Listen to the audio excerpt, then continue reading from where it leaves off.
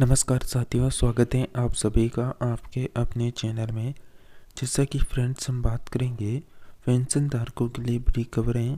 जैसा कि 1 अप्रैल 2025 से इन सभी की पेंशन में बढ़ोतरी होगी, जो अलग अलग राज्य अनुसार होगी और खासकर राजस्थान के पेंशनर्स जो हैं उनके बारे में बात करेंगे। तो जैसा कि 1500, 2500 और 3000 तक जो है सरकारें जो है पेंशन दे रही है। तो साथियों, विधवा, विकलांग, वृद्धजन पेंशन, इन सभी के बारे में बात करेंगे। अगर आप भी एक पेंशन धारक है तो आप सभी वीडियो को एंड तक देखें। साथ में आप सभी को बता दें, अगर आप सभी योजनाओं से संबंधित अपडेट पाना चाहते हैं तो इस काले कलर की पट्टी को दबा के चैनल को सब्सक्राइब कर लें। और चैनल सब्सक्राइब होते ही आप सभी हमसे जुड़ेंगे, हम भी आपसे जुड़ेंगे।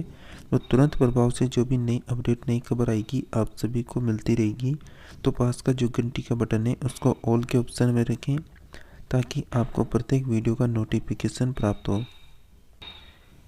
जैसा कि अगर आप भी विधवा, विकलांग या फिर विधवा वृद्धा पेंशन का लाभ लेते हैं तो आपके लिए बड़ी अच्छी खुशखबरी है, क्योंकि 1 अप्रैल 2025 से पेंशन में बढ़ोतरी देखने को मिलेगी।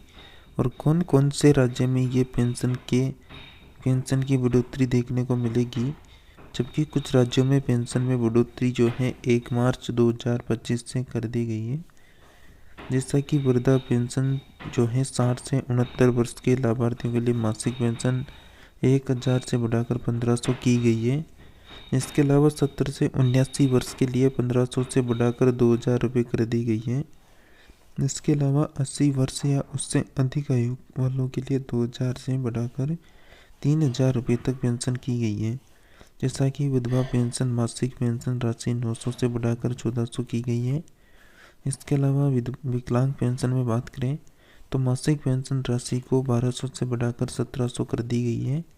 साथियों, जैसा कि राजस्थान में वृद्धा पेंशन की बात करें तो 1000 रुपये से बढ़ाकर ये 1150 रुपये पिछले बजट में कर दी गई थी, 2024 के फरवरी बजट में।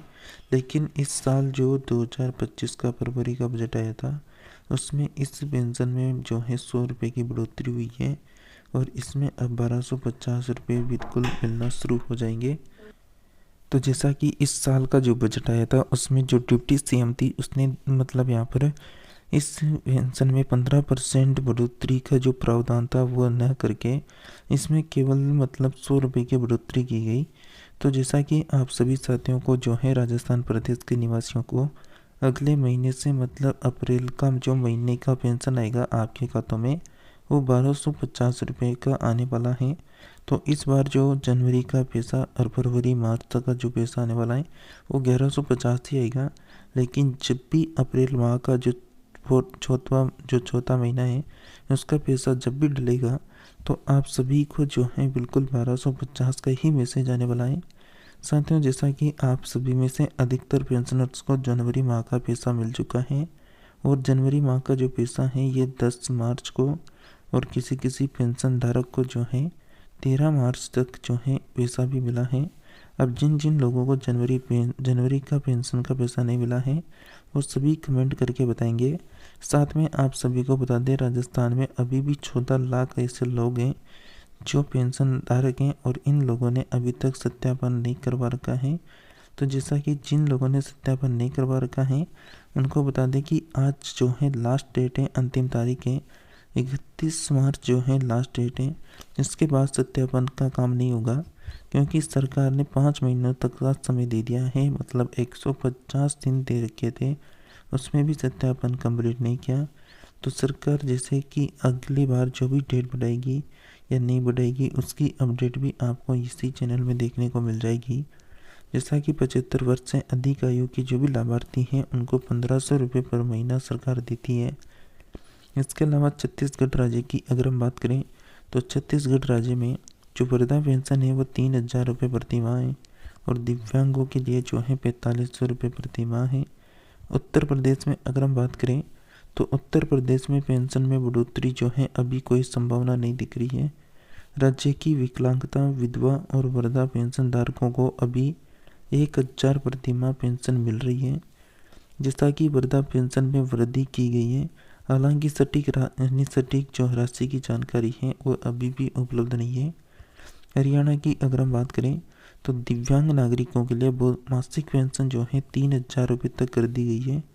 इसके अलावा दिल्ली में अगर हम बात करें तो वृद्धा पेंशन 2,000 रुपये से बढ़ाकर 2,500 रुपये कर दी गई है। जैसा कि आप सभी को बता दें, पेंशन लेने के लिए जो है आपके पास पात्रता होनी चाहिए, या तो आप जो है 58 वर्ष के या फिर 60 वर्ष के होने चाहिए।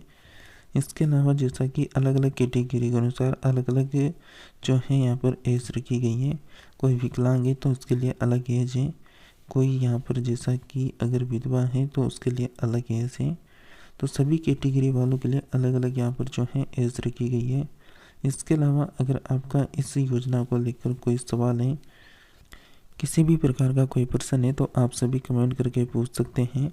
और आगामी अगर आप योजनाओं से संबंधित अपडेट लगातार पाना चाहते हैं तो आप सभी बिल्कुल चैनल को सब्सक्राइब कर लेना, ताकि आप सभी को लगातार जो है कंटिन्यू सभी योजनाओं से संबंधित जो है अपडेट देखने को मिलती रहे, चाहे वह केंद्र सरकार की हो या राज्य सरकार की।